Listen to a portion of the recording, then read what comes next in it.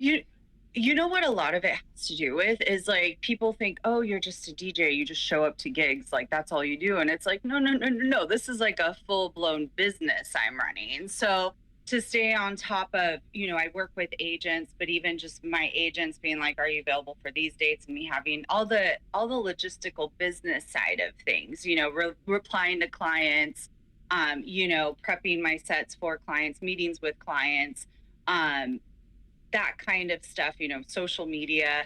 It's like all of a sudden you think you're supposed to wear one hat and you have to wear like 10 hats to run a business. So this is a full-blown business. Like I am a small business as a DJ. So doing all of that, and then yeah, you're right, like you get kind of tired from that. So it's like your days off, you're a little bit drained, and it is hard to like, you know, focus on that side creativity, like, get your creative mind going, and just I think for me it's like making the time and really like focusing on that and pursuing that, because also the kind of music that I produce is very different than the kind of music I work as a DJ. So I'm an open format DJ. So I play everything and anything, and I do specialize in a lot of chill out and electronica and lounge stuff as well. But the kind of music I personally like to make is like lo fi house, deep house, and techno, like dark underground techno. So it's kind of the opposite of what I do as a DJ,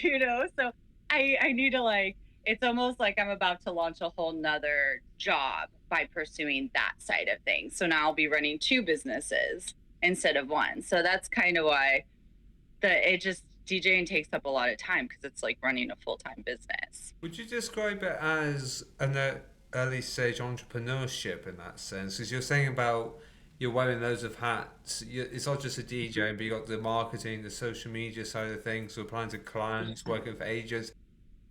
It also sounds like something Ben Francis, the CEO of Gymshark, said on his episode, where his appearance on Diary of the CEO, where he said in the early days you're basically wearing all the hats. It sounds exactly like that for you. Totally. That's exactly it.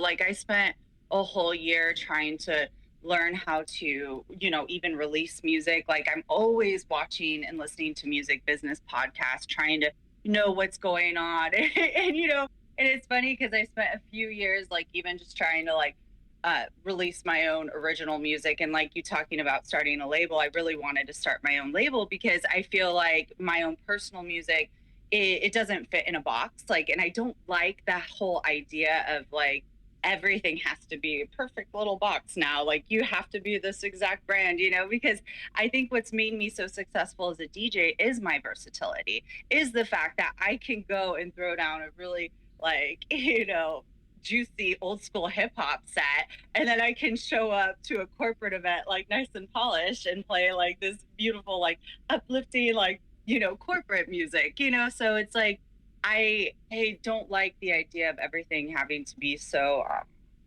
in a box. So I did want to start my own record label, and the more I realized is the more you learn, the more you realize you can't do all this stuff on your own. And sometimes I'm like, oh gosh, I kind of wish I wouldn't have put all that time into trying to learn how to release my own music, and I should have been making music instead. So it's kind of, yeah, like in this like these levels of entrepreneurship, you kind of realize you do have to learn how to create a team around you to start helping you with all of that kind of stuff.